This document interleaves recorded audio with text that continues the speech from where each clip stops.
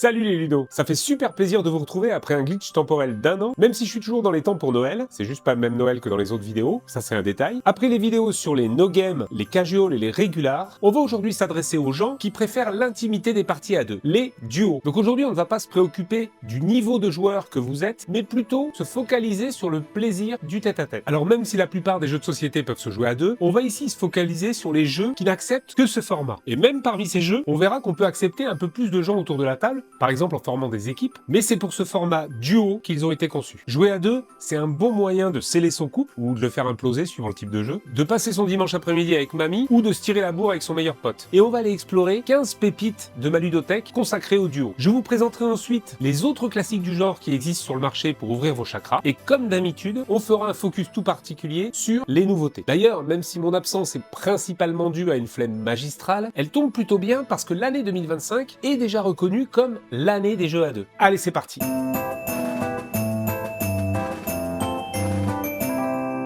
Mon numéro 15, c'est 101 le match, petit jeu portable dans sa boîte en métal.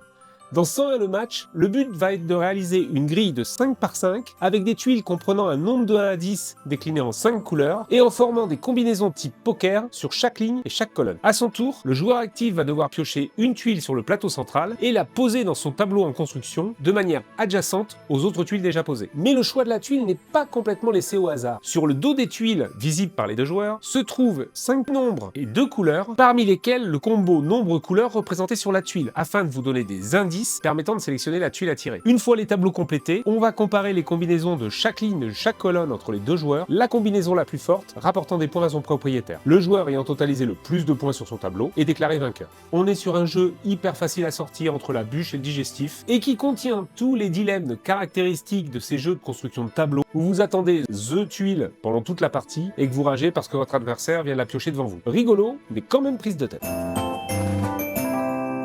Mon numéro 14, c'est Revolver Noir, un jeu de la catégorie Microgames de chez Matago, avec sa couverture noire caractéristique des jeux à deux de la gamme. Dans Revolver Noir, vous allez participer à un jeu de cache-cache dans un manoir où le but est d'éliminer l'adversaire. Pour ça, chaque joueur dispose d'un paquet de cartes identiques, chaque carte représentant une des pièces de la maison. Sur chaque carte, plusieurs informations. La zone de destination qui indique les autres pièces que vous pouvez rejoindre à partir de cette pièce. La zone de tir qui indique les pièces à portée de feu à partir de la pièce où vous vous trouvez. Et enfin, une action spéciale unique pour chaque carte. À son tour, chaque joueur va pouvoir dépenser 2 points d'action pour réaliser une ou deux actions de la liste suivante selon son coup. Se déplacer, qui consiste à rejoindre une pièce de la zone de destination de la pièce où vous vous trouvez. Tirer, qui consiste à faire feu dans l'une des pièces qui se trouve dans la zone tir de la pièce où vous vous trouvez. Poser un piège dans la pièce où vous vous trouvez ou le déclencher à distance plus tard si l'adversaire se trouve dans la pièce. Écoutez, pour forcer l'adversaire à vous communiquer une des pièces de sa zone de destination, à savoir une des pièces contiguës à celle où il se trouve. Et enfin, exécuter l'action spéciale de la carte. Lorsqu'un joueur reçoit 2 points de dégâts, que ce soit par des tirs ou par des pièges, il est éliminé et son adversaire remporte la partie. Revolver Noir, c'est un jeu minimaliste qui peut se jouer n'importe où, même sans table, et où un seul mot d'ordre règne,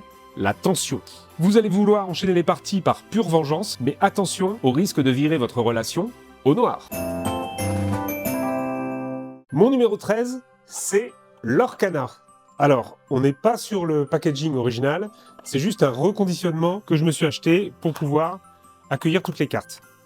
Alors Lorcana, on en avait parlé l'année dernière, c'est un TCG, un Trading Card Games, en français, jeu de cartes à collectionner, où chaque carte représente un personnage, un objet ou un lieu de la firme aux grandes oreilles. Sur chaque carte, on retrouve des points de pouvoir qui permettent d'activer la carte, des points d'attaque et de défense, et des points de récolte. Car même si on est sur un jeu d'affrontement, le but va être de récolter des éclats. Les règles du jeu sont communes aux jeux du genre. Vous allez disposer d'un deck de cartes que vous pouvez préconstruire, que vous allez mélanger, et dont vous allez tirer en début de partie 7 cartes qui vont constituer votre main. Au début de chaque tour, vous allez pouvoir transformer une de ces cartes en encre afin de former une réserve de pouvoir. Puis après avoir pioché une carte, vous allez pouvoir poser devant vous sur le champ de bataille une ou plusieurs de vos cartes dans la limite des points de pouvoir disponibles. Évidemment, plus les cartes sont puissantes, plus elles demandent beaucoup de pouvoir pour être activées. Vient ensuite la phase d'action où vous allez pouvoir activer les cartes de votre champ de bataille pour attaquer votre adversaire qui lui va pouvoir se défendre ou récolter des éclats. Quand les points de vie d'une carte tombent à 0, celle-ci est défaussée, réduisant ainsi le pouvoir de nuisance de votre votre adversaire, mais aussi sa capacité de récolte. Le joueur qui le premier aura récolté 20 éclats sera déclaré vainqueur. Alors l'Orcana, c'est d'abord un jeu de collection dans l'univers Disney. Au-delà du set de base, vous pouvez acheter à l'infini des boosters qui vont rajouter des cartes et étoffer votre jeu, et vous aurez même l'espoir d'y découvrir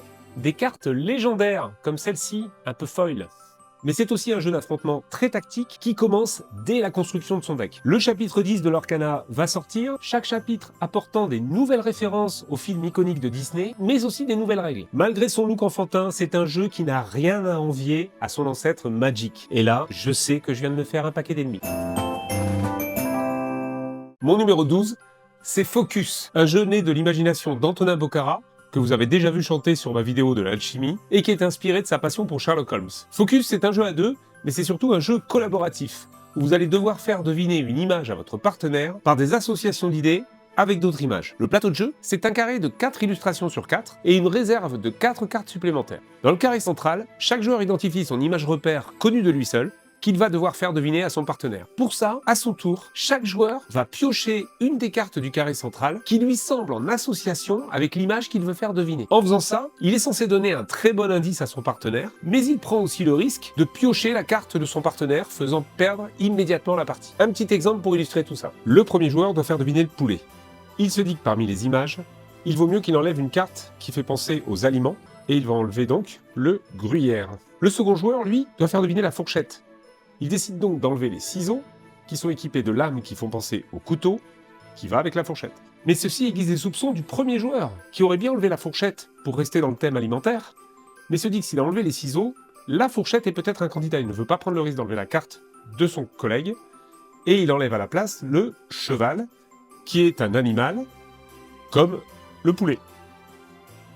La partie continue comme ça, le deuxième joueur enlevant par exemple les pièces qui sont en métal, comme la fourchette. Vous l'aurez compris, pour que la partie soit gagnée collectivement, il faut que toutes les images aient été prélevées du carré central, à l'exception des images repères des deux joueurs. Le jeu comporte des variantes avec différents modes de difficulté, dont le terrible mode Mycroft, où chaque joueur doit faire deviner 2 images repères. On est littéralement face à The Mind avec des images, et il n'est pas rare de s'arracher les cheveux dès la première image à extraire, tout simplement parce qu'on ne trouve aucune référence avec son image repère. Pour les curieux, sachez que chaque illustration des cartes a un rapport direct avec une fameuse enquête de Sherlock Holmes. Alors, c'est pas élémentaire ça, mon cher Watson ? Mon numéro 11, c'est Solstice, un jeu de construction et d'optimisation de panorama pour les passionnés de puzzles. Le panorama, c'est une espèce de pyramide de biomes composée de 48 tuiles uniques, chacune caractérisée par un nombre qui représente sa colonne et une couleur qui représente sa ligne. Chaque tuile étant unique, aucun joueur ne pourra représenter le panorama dans son entièreté, mais cherchera à réaliser des portions les plus grandes possibles. À son tour, le joueur actif devra jouer une tuile de sa main pour capturer une tuile du marché portant la même couleur ou le même numéro. Il pose alors les 2 tuiles, celle de sa main et celle capturée, dans son panorama, conformément à son emplacement dans le modèle. Au cas où la tuile jouée ne permettrait aucune capture simplement parce que aucun numéro ou aucune couleur ne correspond, il a une seconde chance en tirant une tuile de la pioche. Si même cette seconde tuile est un échec, il pioche à la place une tuile arc-en-ciel, qui est une sorte de joker qu'il pourra placer n'importe où dans son panorama. Lorsqu'en plaçant des tuiles, un joueur forme un carré, il peut prélever une tuile esprit parmi 15 différentes, qu'il va placer au centre de ce carré, et qui lui rapportera des actions immédiates ou des points en fin de partie, suivant la configuration de son panorama. Quand la pioche est vide, la partie s'arrête dès qu'un joueur ne peut plus capturer aucune tuile. On compte alors les points selon les portions continues du panorama réalisées, les chemins continus reliant le sommet au bas du panorama, ou les points rapportés par les esprits. On est sur du jeu simple, rapide, facile à transporter, et qui procure la satisfaction des jeux de construction, sans plus de prétention. Outre la stratégie de construction de son propre tableau, il ne faut pas perdre de vue le paysage de l'adversaire pour vérifier les tuiles qu'il a déjà positionnées et quelles tuiles vous avez intérêt à capturer du marché pour ne pas lui laisser l'avantage. Complètement bucolique. Mon numéro 10, c'est Lost City Duel, de l'auteur le plus prolifique du jeu de société, Rainer Knizia. Alors le thème du jeu va vous parler d'expédition dans les coins les plus mystérieux de la Terre. Bon, faut dire ce qui est, le père Knizia, il nous bourre un peu le mou, parce que le thème est inexistant. D'ailleurs, le matériel de jeu se limite à un plateau repère au centre de la table avec 5 emplacements de couleurs, et des cartes numérotées de 2 à 10, ainsi que 3 cartes paris déclinées dans chacune des couleurs. En début de partie, chaque joueur va piocher 8 cartes qui constitueront sa main, et le reste des cartes servira de pioche commune. Le tour du joueur est extrêmement simple. À son tour, chaque joueur va poser une carte de son côté du plateau, dans la colonne correspondant à la couleur de la carte. Puis, il va piocher une carte pour compléter sa main. C'est tout. Alors évidemment, il y a quelques règles. Déjà, les cartes numérotées ne peuvent être posées dans une colonne que dans l'ordre croissant. Donc quand vous posez votre première carte numérotée dans une colonne, elle a intérêt à être la plus faible possible, sinon vous allez limiter vos tours suivants. Les cartes paris, ce sont des multiplicateurs des points que vous allez faire dans la colonne associée. Vous ne pouvez poser les cartes paris qu'en début de colonne. Dès qu'une carte numérotée est posée, les paris sont clos et les cartes paris deviennent inutiles pour cette couleur. Quand vous défaussez une carte, vous la posez dans l'emplacement de même couleur du plateau, et quand vous piochez une carte, vous pouvez la piocher de la pioche commune ou de la défausse. Quand la pioche est vide, on va compter les points. Pour chaque colonne, on va additionner les points de chaque carte qui a été accumulée, soustraire 20, et oui, ça fait mal, et multiplier l'ensemble par 2, 3 ou 4, suivant le nombre de cartes paris qui ont été posées en début de colonne. Vous aurez compris que si vous multipliez les paris sur une colonne que vous n'avez pas réussi à remplir, vous allez récolter un sacré malus. Alors ça peut paraître idiot, présenté comme ça, mais je peux vous assurer que c'est à la fois redoutable et addictif. On est sans cesse en train de gérer la temporisation pour freiner la progression des cartes dans chaque colonne, afin de maximiser le total à la fin, en particulier quand vous avez chargé les cartes paris dans la colonne. Et je ne vous raconte même pas la désillusion quand vous voyez l'adversaire poser dans son jeu la carte que vous attendiez depuis 10 tours. Même si vous êtes daltonien, foncez. Mon numéro 9, c'est Splendor Duel. Alors Splendor, vous connaissez, je vous avais présenté la version Marvel dans ma vidéo sur les régulars, et même si elle se jouait très bien à deux, voici la version revisitée spécialement pour le mode duo. On est sur le même principe global que son aîné, puisqu'il va falloir, au prix d'une action unique, acquérir des cartes comportant des points de victoire grâce à des gemmes de couleur, ces cartes servant ensuite de ressources pour les acquisitions futures. On crée ainsi un moteur qui va s'emballer progressivement, le vainqueur étant celui qui a pu rassembler 20 points de victoire au total, ou 10 points de victoire dans une couleur unique, ou même rassembler 10 couronnes présentes sur les cartes. Alors qu'est-ce qui change dans cette version duel? Eh bien premièrement les gemmes, qui ne sont plus disponibles librement. Elles sont extraites régulièrement d'un sac et posées aléatoirement sur un plateau. Quand le joueur voudra obtenir des gemmes, il devra en prélever 3 au maximum, alignées horizontalement, verticalement ou en diagonale sur ce plateau. Certaines cartes octroie des bonus quand on les achète, rejouer son tour, récupérer des gemmes ou en voler à l'adversaire, ou même obtenir des privilèges. Et justement, la dernière nouveauté, ce sont ces privilèges. Ce sont des petites colonnes que le joueur peut gagner quand l'adversaire doit remplir le plateau à partir du sac, ou quand il prélève uniquement des gemmes de la même couleur, ou grâce à l'effet de certaines cartes quand on les acquiert. Au début de son tour, le joueur va pouvoir utiliser un privilège pour récupérer n'importe quelle gemme de couleur sur le plateau. Le reste, ça reste du Splendor dans toute sa tension et sa gestion de l'action unique, ou comment, sous prétexte de créer un jeu à deux, revisiter une mécanique de façon habile en la sublimant. Bluffant. Mon numéro 8, c'est Dice Throne. Vous aimez les bastons jusqu'à ce que mort s'en suive? Vous aimez le Yams? Vous ne voyez pas le rapport? Ok, je vous explique. Dans Dice Throne, chaque adversaire incarne un guerrier doté de capacités uniques et représenté sur sa feuille de personnage, ainsi qu'un compteur de points de vie initialisé à 50 points de vie. Sur cette feuille, vous découvrirez les différents pouvoirs du personnage, que ce soit des pouvoirs d'attaque, de défense ou de soin, et pour pouvoir déclencher ces pouvoirs pendant la partie, il vous faudra réaliser les combinaisons de symboles présentes sur ce pouvoir, les combinaisons les plus complexes, déclenchant les pouvoirs les plus puissants. À chaque tour, le joueur va être alternativement assaillant ou défenseur, mais dans les deux cas, il devra lancer 5 dés en 3 relances maximum pour réaliser ces fameuses combinaisons. Le Yam, ça y est, vous y êtes? Au-delà des dégâts, des parades ou des soins, ces pouvoirs peuvent également déclencher des altérations d'état comme la paralysie, l'inflammation ou l'empoisonnement propre au personnage. Et ce n'est pas tout. Un système de monnaie permet à chaque manche d'acheter des cartes qui vont vous conférer des bonus immédiats, des améliorations permanentes de pouvoir ou des bonus d'attaque et de défense qui peuvent littéralement changer le cours de la bataille. Pour gagner, une seule règle, faire tomber les points de vie de l'adversaire à 0. On a là un jeu qui reproduit parfaitement la tension du duel à mort, avec des mécaniques à la fois satisfaisantes et variées, sans aucun temps mort. Et la cerise sur le gâteau, c'est qu'il existe plusieurs boîtes de jeux, chacune avec 2 personnages uniques et originaux. Ici, on avait l'elfe de la nuit et le barbare. Quant à la cerise sur la cerise, ils ont sorti les versions Marvel. Vraiment au top si vous voulez que votre duo tourne au duel. Mon numéro 7, c'est Mindbug. Si je vous dis qu'il a été créé par Richard Garfield, le papa du légendaire Magic, ça devrait attirer votre attention. Mindbug, c'est un jeu de cartes où on va s'affronter avec les monstres représentés dessus. Chaque adversaire ne possède que 3 points de vie, mais peut évidemment se défendre grâce à ces monstres. Qui a dit Pokémon? Le principe de bataille est simple. Si un monstre t'attaque et que tu ne te défends pas, tu perds immédiatement un point de vie. Si tu interposes un de tes monstres, c'est le monstre avec l'indice de puissance le plus faible qui est vaincu. Au-delà de ces points de puissance Chaque monstre possède des pouvoirs instantanés ou continus tant qu'ils sont dans l'arène et dispose de caractéristiques particulières liées à sa famille. Par exemple, les monstres furtifs ne peuvent être contrés que par d'autres monstres furtifs et les monstres venimeux détruisent systématiquement leur adversaire, même s'ils sont les moins puissants. Mais le véritable twist dans Mindbug, c'est ce qui justifie son nom. Chaque joueur peut, uniquement 2 fois dans la partie, utiliser un jeton Mindbug pour s'emparer de la carte que son adversaire vient de poser dans l'arène et la retourner contre lui. Toute la stratégie de la partie va reposer sur ce moment propice où vous allez utiliser ce jeton. Pour résumer, on est littéralement en train de jouer à une version de Pokémon sous amphétamine et avec un mode triche. Les cartes sont remarquablement illustrées par des monstres plus débiles les uns que les autres, et la variété des effets et des caractéristiques rend le jeu très stratégique qui peut se retourner contre vous à cause des jetons Mindbug. Un générateur de crise de rire comme de crise de nerfs pour les duos.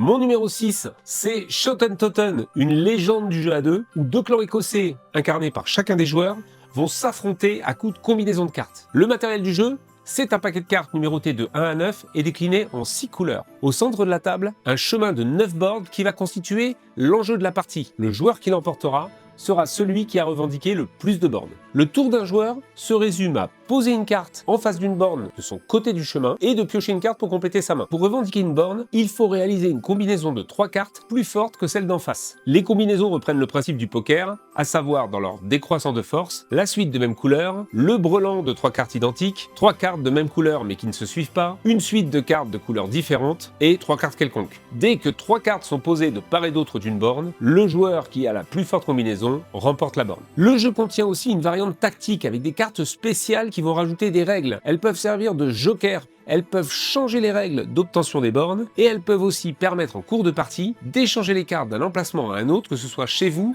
ou chez votre adversaire. On est dans la même veine que Lost Cities Duel présenté plus tôt dans la vidéo, avec la même envie irrésistible d'enchaîner les parties pour des revanches successives. Les cartes tactiques rajoutent le chaos qu'il faut pour revisiter les parties. Un classique inratable des jeux duo. Mon numéro 5, c'est Agent Avenue, un jeu sorti il y a quelques mois où on va jouer à Cours après moi que je t'attrape. Sur la table, un plateau en boucle fermée sur lequel chaque joueur va poser son agent à l'opposé l'un de l'autre. Le but est de rattraper l'autre agent le premier. En début de partie, chaque joueur pioche 4 cartes qui vont constituer sa main, le reste des cartes constituant la pioche commune. À son tour, le joueur va présenter 2 cartes à son adversaire. L'une face visible, l'autre face cachée. L'adversaire devra alors sélectionner l'une des 2 cartes et chaque joueur va poser la carte obtenue devant lui. Chaque joueur va alors avancer son espion en fonction des nombres inscrits sur la carte et du nombre d'exemplaires de la carte qu'il a déjà en jeu. Si la carte est unique dans son jeu, il va avancer du premier nombre. S'il en a déjà une, il va avancer du deuxième nombre. Et si c'est la 3e de même exemplaire qu'il pose, il va avancer du 3e nombre. Dès qu'un agent a rattrapé l'autre, il remporte la partie. À savoir qu'il y a 2 cartes spéciales. Le cryptologue, si vous en avez 3 identiques dans votre jeu, vous remportez immédiatement la partie, quelle que soit la position de votre espion. Et le risque tout, si vous en avez 3,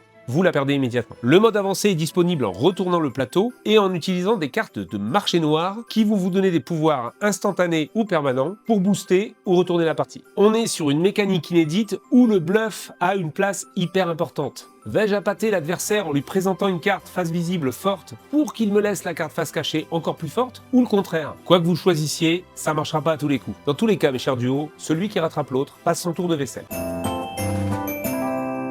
Mon numéro 4, c'est Codename Duo. Alors, vous êtes des abonnés fidèles de la chaîne, je ne vais pas vous réexpliquer le principe de Codename, puisque vous le retrouvez dans ma vidéo sur les no-games. Surtout que là, c'est exactement pareil. La seule différence, c'est que dans chaque équipe, il n'y a qu'un joueur, puisque c'est une version pour les duos, et que cette fois, on passe à un jeu coopératif. Chaque joueur doit faire deviner à l'autre une sélection de mots de la grille commune en moins de 9 tours, en utilisant les indices les plus englobants possibles et en évitant d'attirer son partenaire sur le mot interdit. On est sur le même gros banger que son aîné, spécifiquement fait pour les duos. Alors on fonce, allez tout de suite la suite. Mon numéro 3, c'est Flatiron. Alors là, une fois n'est pas coutume pour les duos, on est sur un jeu initié plus, où on va s'atteler sur un mode compétitif à construire le fameux immeuble triangulaire de New York. Dans Flatiron, il y a un paquet de matos. Déjà 3 plateaux communs sur la table. Un plateau de scoring, somme toute conventionnel, un plateau qui représente le City Hall de New York, et un plateau qui va symboliser le quartier du Flatiron, où on va construire l'immeuble, qui comprendra en début de partie le rez-de-chaussée du Flatiron, et qui est séparé en 4 rues, contenant chacune une pioche de cartes. Chaque joueur a également un plateau personnel, qui va lui permettre d'acheter ou de revendre les piliers qui servent à la construction des étages, mais aussi à exécuter un certain nombre d'actions. Poser 1 ou 2 piliers sur l'étage en construction, ou poser l'étage supérieur quand l'étage en construction est terminé. À son tour, le joueur a un choix unique. Il doit poser son personnage sur un des quartiers disponibles, que ce soit le City Hall ou l'une des 4 rues du quartier du Flatiron. S'il se pose sur une des rues, là encore, il y a 3 options. Récupérer 2 $, acheter une carte de la pioche de la rue où il se trouve. Cette carte sera alors placée sous son plateau, en haut ou en bas du plateau, fournissant ainsi une action supplémentaire. La 3e option, ce sera justement d'exécuter les actions sur son plateau personnel qui correspondent à la rue où il s'est placé. Il faudra alors exécuter de haut en bas l'ensemble des actions constituées par les cartes et son plateau. S'il se pose sur le City Hall, les options sont quasiment les mêmes. Les seules cartes qu'il pourra acheter, par contre, seront des décrets, à savoir des objectifs qui lui rapporteront des points de victoire en fin de partie s'ils sont atteints. Et en guise d'action,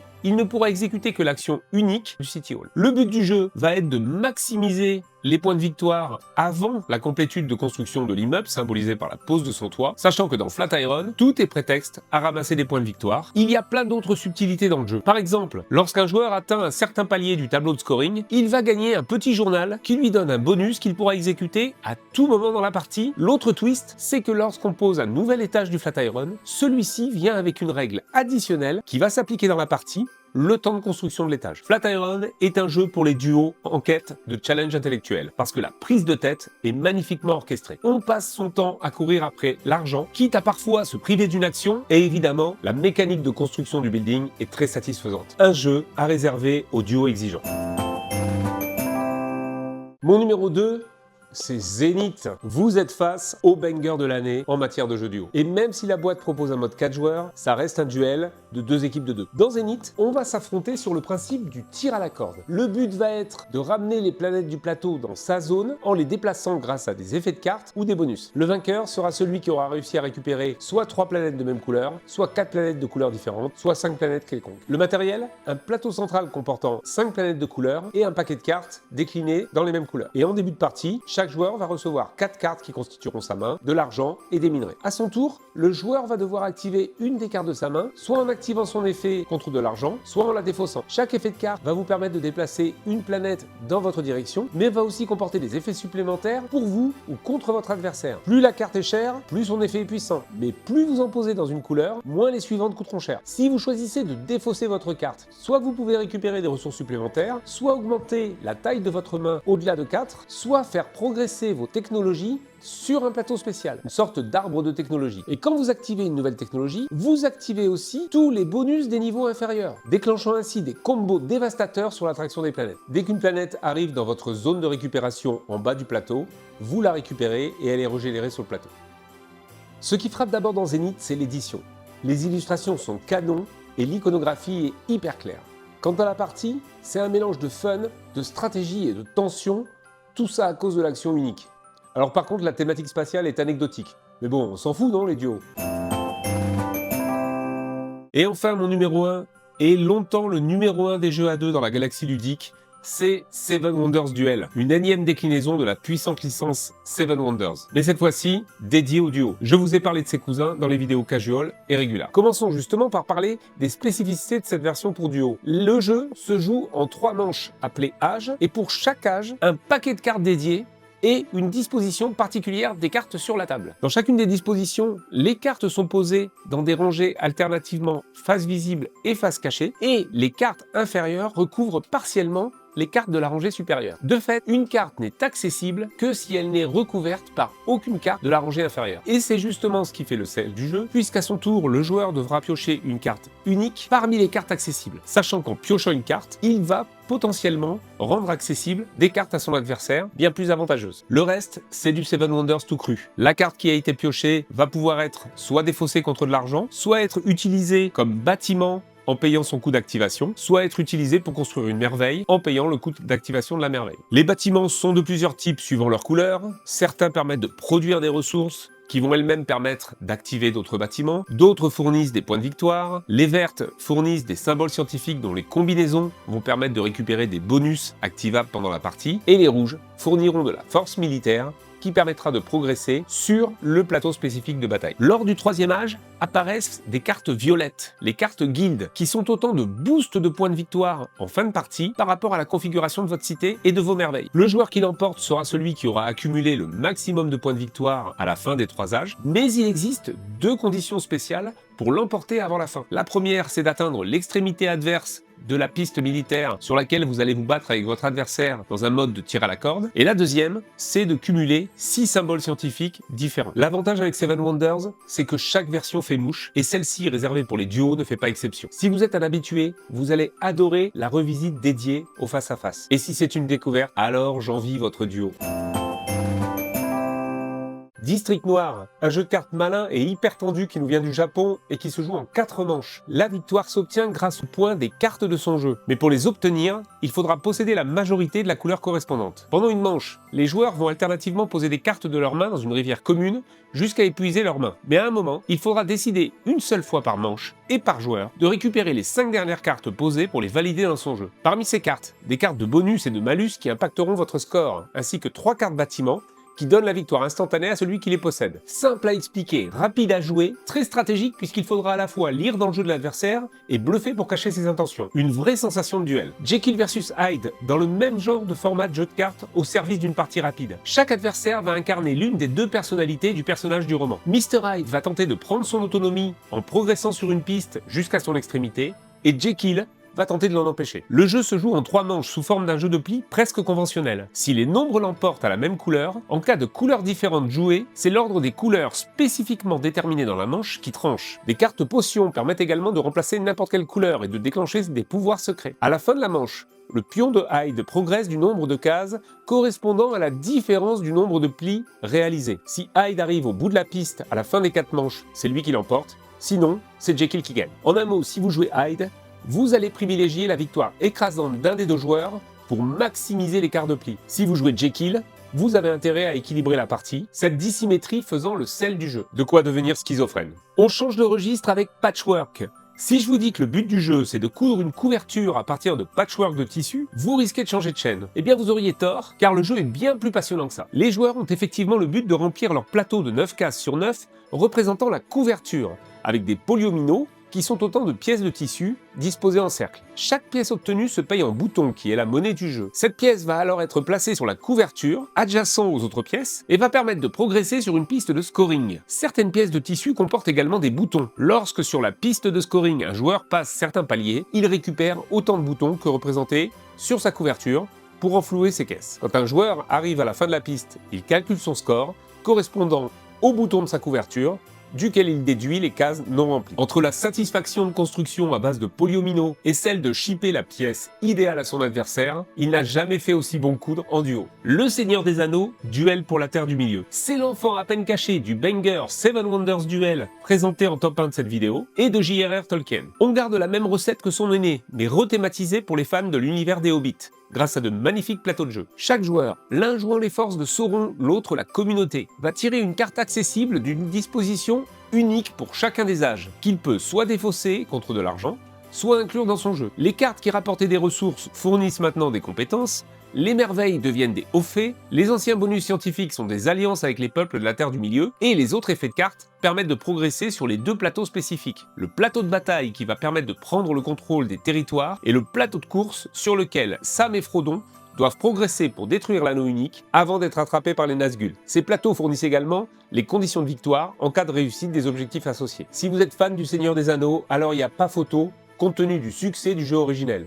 C'est ce jeu qu'il faut avoir dans votre bibliothèque de duo. Skyteam, un jeu au concept original pour les duos, qui vont être respectivement le pilote et le copilote d'un avion de ligne, dans le but de le faire atterrir en toute sécurité. La partie se joue en 7 manches, au fil desquelles l'altitude de l'avion va baisser et autour d'un plateau commun. La consultation verbale entre les joueurs ne pouvant se dérouler qu'entre les manches. À chaque manche, chaque joueur va tirer 4 dés et devra les poser alternativement sur le plateau pour ramener l'avion à bon port. Pour cela, il faudra s'assurer une bonne synchronisation entre les commandes. Maintenir l'avion dans l'axe pour éviter qu'il parte en vrille, gérer la puissance des réacteurs et la radio pour éviter les autres avions en approche, marche. Préparez l'atterrissage en déployant les trains et les volets dans le bon ordre. Gérez les freins et la vitesse pour éviter le crash à l'atterrissage. Vous pouvez également prendre un café pour améliorer votre concentration et changer un tirage de dés. Vous connaissez la trend? Seriez-vous capable de faire atterrir tout seul un avion? Eh bien là, même si vous êtes en duo, vous n'échapperez pas à la tension grandissante au fur et à mesure des aéroports de plus en plus compliqués qui se trouvent dans la boîte. Original, mais redoutable. Chant d'honneur, on termine avec un magnifique hommage au jeu d'échecs,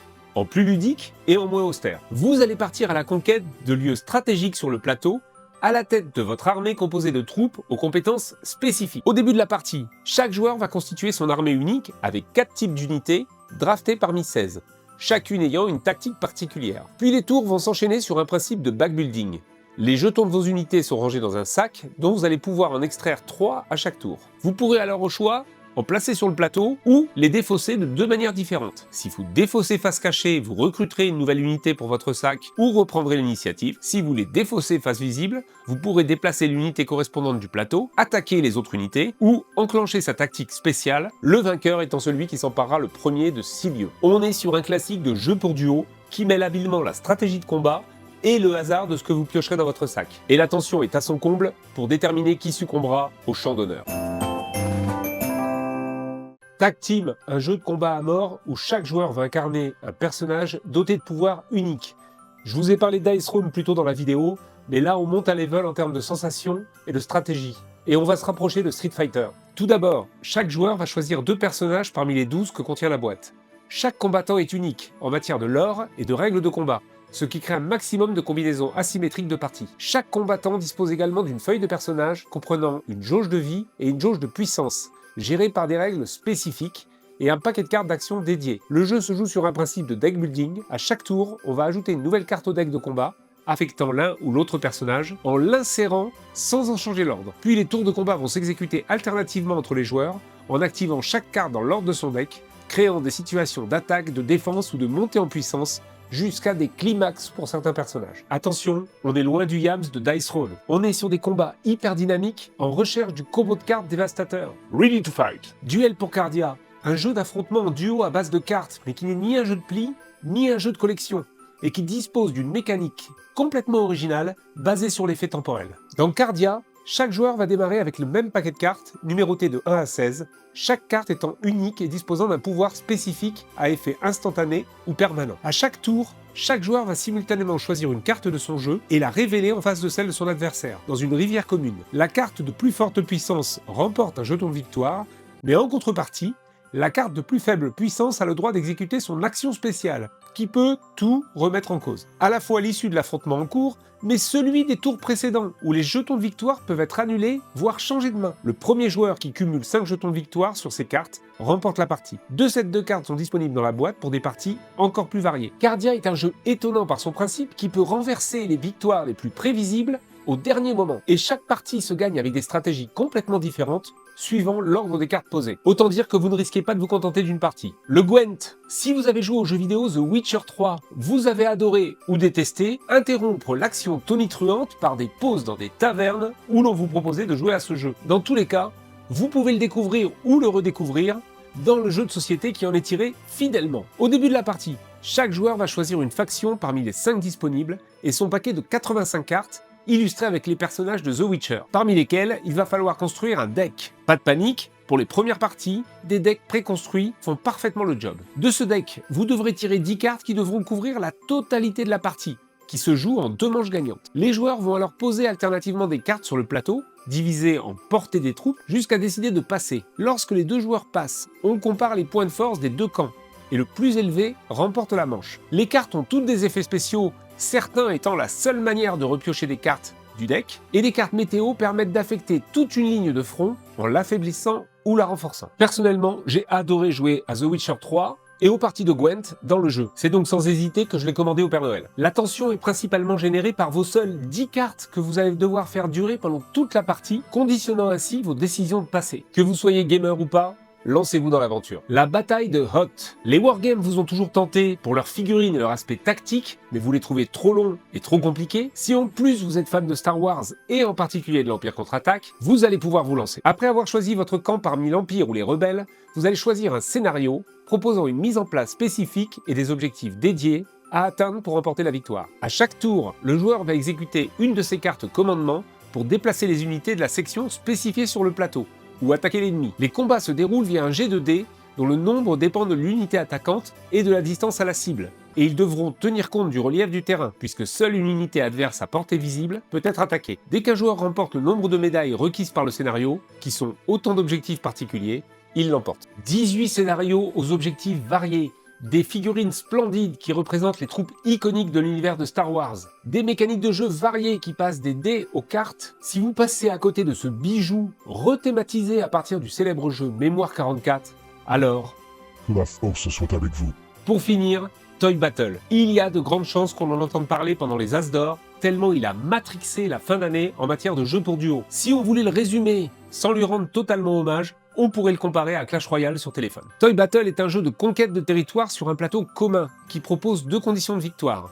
Soit occuper le château ennemi avec une de vos troupes, soit amasser le nombre d'étoiles spécifiées sur le plateau. Chaque joueur va disposer des mêmes unités, chacune ayant une puissance et une capacité spéciales, et va pouvoir choisir une action au choix à son tour. Recruter 2 unités ou en placer une sur son plateau. Vous ne pourrez la placer que sur un emplacement du plateau relié par vos troupes à votre base. Vous pourrez également vous placer sur une unité déjà présente, qu'elle soit à vous ou à votre adversaire, à condition qu'elle soit de puissance supérieure, à moins que ce soit un canard. Non, cherchez pas. À chaque fois que vous posez une unité, vous activez également sa capacité spéciale, vous permettant de rejouer, supprimer une unité de l'adversaire, du plateau ou de sa réserve, recruter de nouvelles troupes, ou ignorer la règle de connexion avec votre base. Pour récupérer des étoiles, il faut encadrer la zone où elle se trouve avec des unités de votre armée. Avec 4 plateaux, une mise en place et des explications de règles hyper simples, vous allez pouvoir partir à l'assaut de la forteresse de votre duo, quel que soit son âge, et plutôt 10 fois qu'une. Bon les ludos, il vous reste plus beaucoup de jours pour foncer remplir votre hôte de Noël avec une ou plusieurs de ces pépites pour votre duo préféré. Mais attention, je me suis uniquement consacré sur les jeux spécifiquement créés pour les duos. Si vous regardez mes autres vidéos, vous trouverez de nombreux jeux qui s'adaptent parfaitement aux jeux à 2, même s'ils sont prévus pour plus. Et je ne saurais trop vous rappeler, pour trouver le jeu parfaitement adapté à votre duo, d'aller à 2 dans une boutique spécialisée où des vendeurs affûtés trouveront le sur-mesure qu'il vous faut. Bien mieux que de grandes enseignes type Fnac ou Cultura. Sur ce, joyeux Noël à tous les duos, bon bisous sous le gui, et à ciao!